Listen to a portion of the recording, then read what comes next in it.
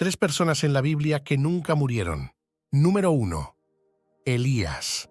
Durante uno de los peores periodos de Israel, Dios llamó a Elías.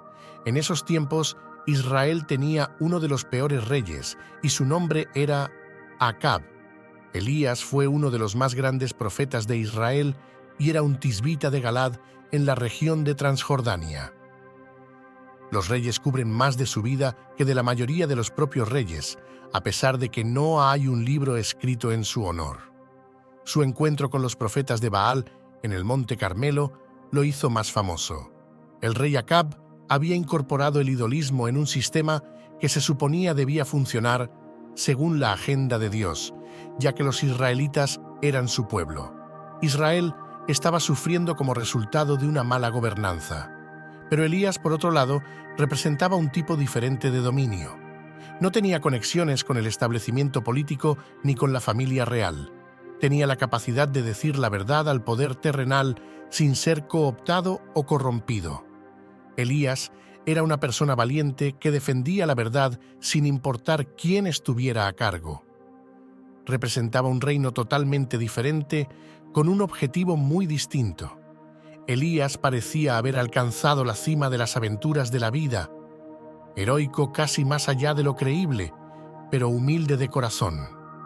Pero estaba a punto de superar todas esas hazañas. Estaba a punto de evitar la muerte. La partida sin muerte de Elías lo coloca en la escasa categoría de partidas sin muerte. Aunque nunca se nos dice cuándo o cómo Dios hizo esto, es claro por el contexto que Él informó a Elías de su inminente partida. Dios también se lo reveló a los hijos de los profetas, así como a Eliseo, el amigo cercano del viejo profeta y sucesor divinamente elegido, como veremos. Por cierto, manténgase hasta el final del video para una reflexión especial que he preparado solo para usted. Si siente que estas enseñanzas bíblicas le enriquecen, le invito a dejar un comentario en este video. Continuemos. 2 Reyes 2, versículos 1 al 12. Cuando el Señor estaba a punto de llevar a Elías al cielo en un torbellino, Elías y Eliseo estaban en camino desde Gilgal. Hemos llegado al último día de Elías en la tierra cuando será llevado en un torbellino. El hebreo aquí también puede traducirse como en una ráfaga, en un momento ventoso. En algún movimiento barrido, Elías sería atrapado, y en ese instante se iría de esta tierra a la presencia de Dios. Ahora, Dios no solo le había dicho a Elías que esto sucedería y cómo sucedería, también le había dicho dónde sucedería. Esto explica por qué vemos a Elías moviéndose rápidamente hacia el Jordán.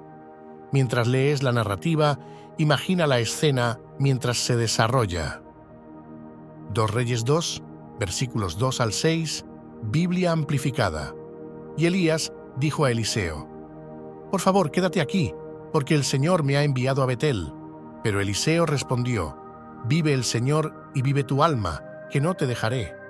Así que descendieron a Betel. Ahora los hijos de los profetas que estaban en Betel salieron a Eliseo y le dijeron: «¿Sabes que el Señor llevará a tu maestro lejos de ti hoy?» Él dijo: «Sí, lo sé. Cállate».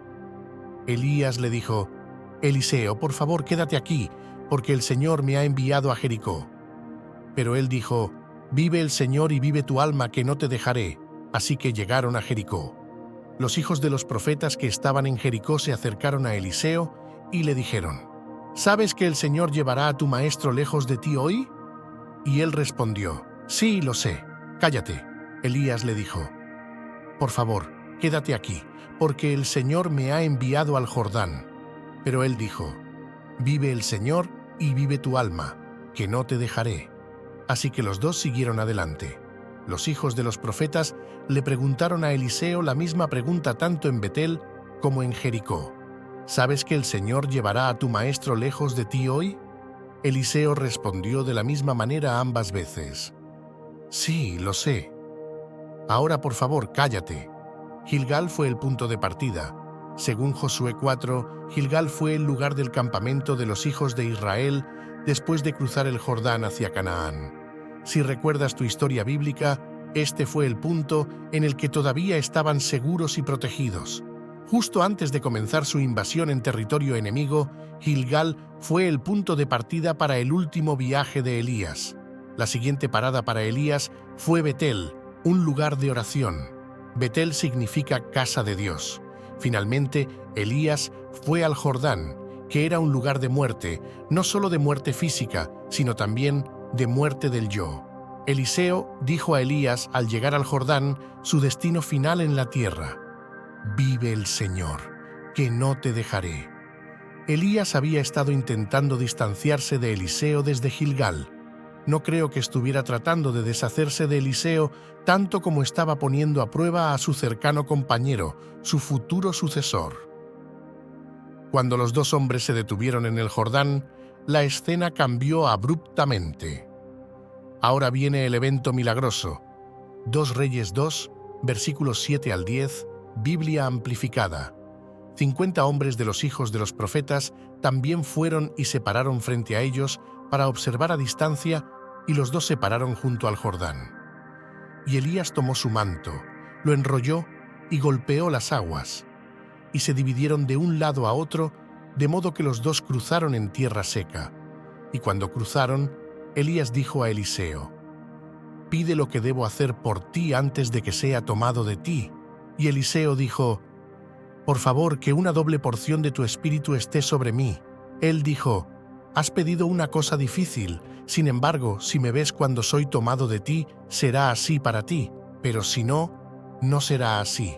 Esto es similar al milagro que ocurrió siglos atrás cuando Dios partió milagrosamente el Mar Rojo, permitiendo que Moisés y los hijos de Israel cruzaran en tierra seca. En este caso, las aguas del Jordán se dividieron, permitiendo que Elías y Eliseo cruzaran el río en tierra seca. Luego, Elías se vuelve hacia su amigo y le pregunta: «¿Qué puedo hacer por ti antes de irme? Antes de que el Señor me lleve de esta tierra». 2 Reyes 2, versículo 11, Biblia amplificada. Mientras continuaban y hablaban, he aquí, un carro de fuego con caballos de fuego apareció de repente y separó a los dos, y Elías subió al cielo en un torbellino. Eso es fantástico. Estaban caminando juntos y hablando. Elías no estaba predicando ni profetizando en ese momento. Solo eran los dos amigos cercanos caminando y hablando juntos. Eso debió haber sido un momento fantástico. Un carro de fuego y caballos de fuego aparecieron, y Elías subió al cielo en un torbellino, dice la Biblia. Así de rápido subió al cielo en un torbellino, en un instante. 2 Reyes 2, versículos 12 al 15, Biblia amplificada. Eliseo lo vio y gritó: Padre mío, el carro de Israel y sus jinetes». Y ya no vio a Elías. Entonces tomó sus propias ropas y las rasgó en 2 piezas en señal de duelo. Recogió el manto de Elías que se le había caído y regresó y se paró junto a la orilla del Jordán. Tomó el manto de Elías que se le había caído y golpeó las aguas y dijo: «¿Dónde está el Señor, el Dios de Elías?». Y cuando también golpeó las aguas, se dividieron de un lado a otro y Eliseo cruzó. Cuando los hijos de los profetas que estaban observando frente a Jericó lo vieron, dijeron: «El espíritu de Elías reposa sobre Eliseo». Y vinieron a su encuentro y se postraron en tierra ante él en señal de respeto. El contrato sin muerte de Elías entró en vigor de repente. Nada de Dios muere cuando un hombre o una mujer de Dios muere. Tendemos a olvidar esto.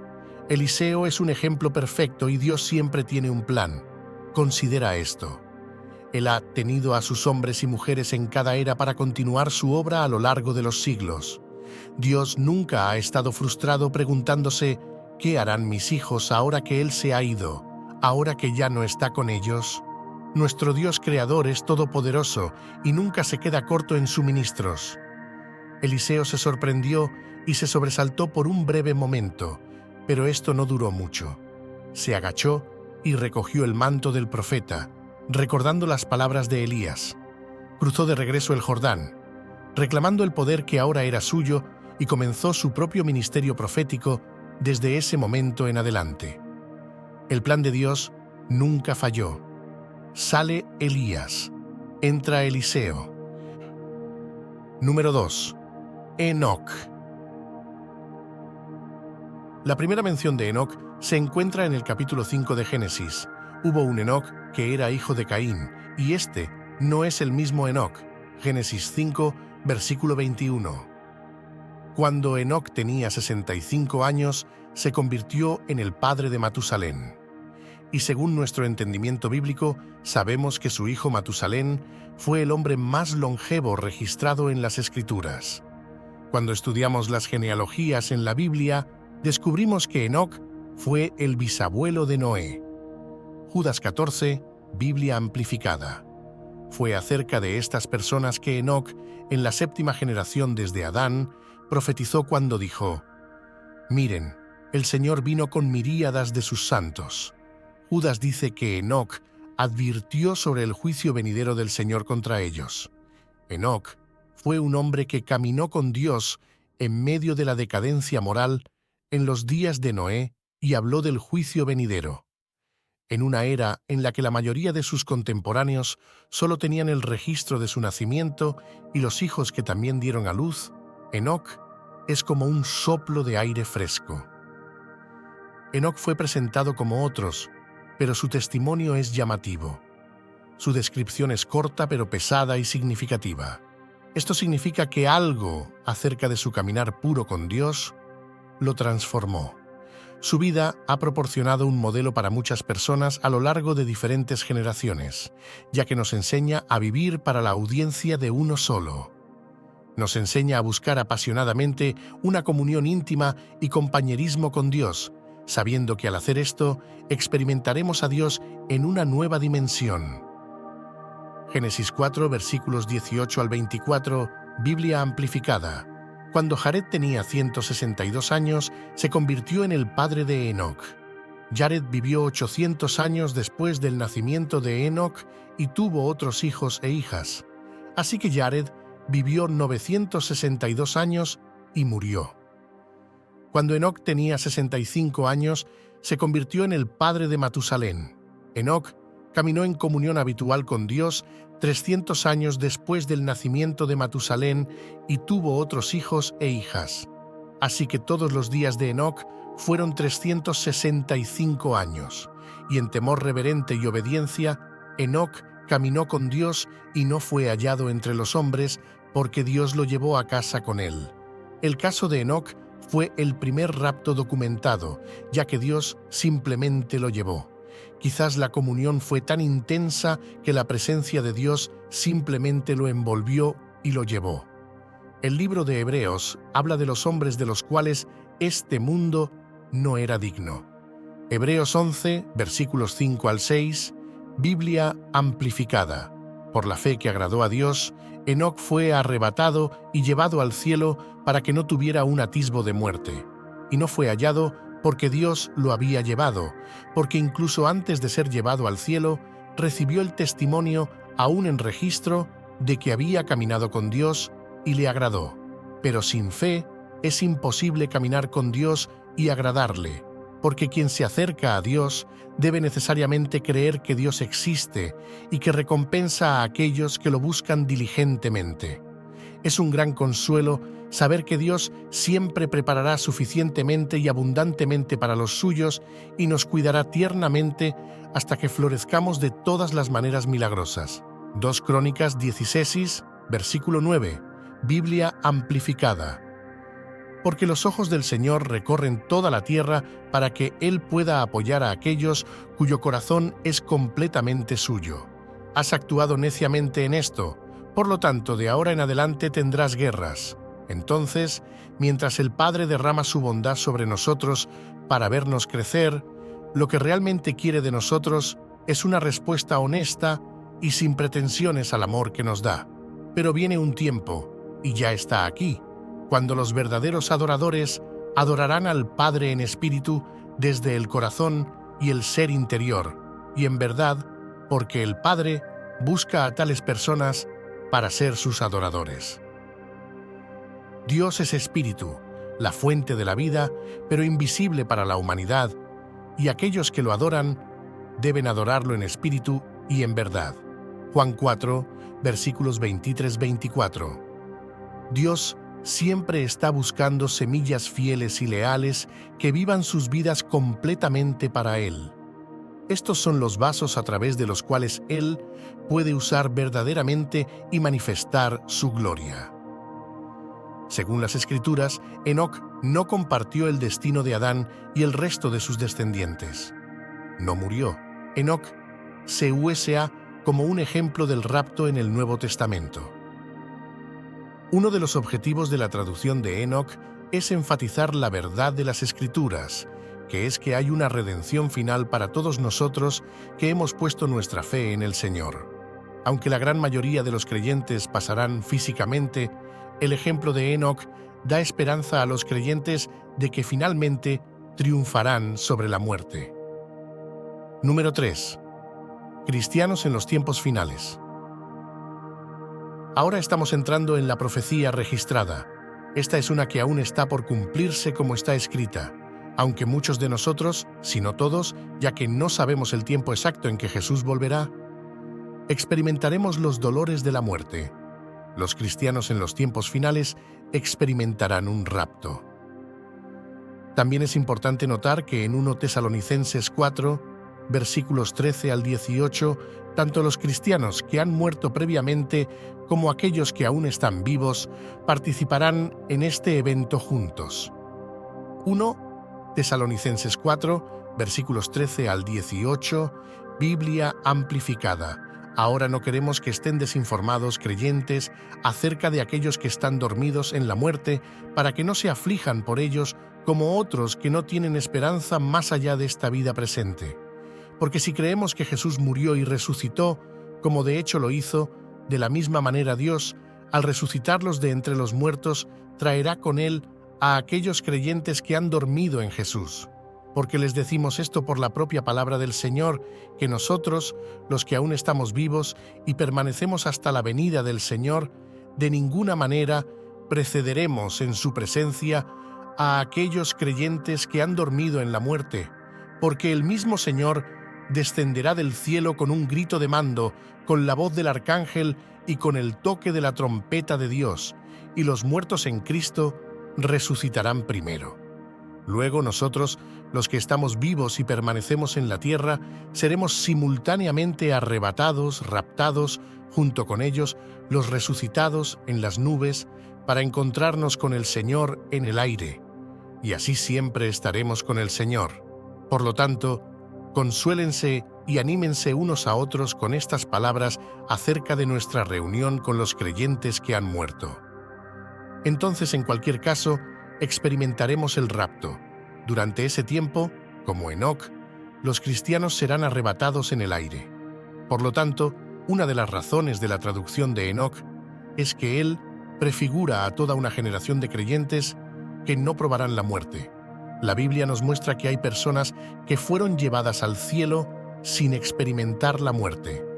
Elías y Enoc son ejemplos notables de esto, y la profecía de los cristianos en los tiempos finales nos da esperanza de que también podemos ser arrebatados para encontrarnos con el Señor. Estas historias nos recuerdan la fidelidad de Dios y su poder para cumplir sus promesas. Nos inspiran a vivir vidas de fe y obediencia, sabiendo que nuestro destino final está en manos de un Dios amoroso y todopoderoso. Si estas reflexiones y enseñanzas bíblicas han sido una fuente de luz y guía en sus momentos de duda, le invito a dejar un comentario en este video para compartir los pensamientos o emociones que estas palabras hayan despertado en usted. Haga clic en la campanita para no perderse nuevos vídeos. Sus comentarios son el alma de nuestra comunidad, iluminando el camino para todos nosotros. Juntos sigamos adelante en este viaje de fe y esperanza. Que Dios le bendiga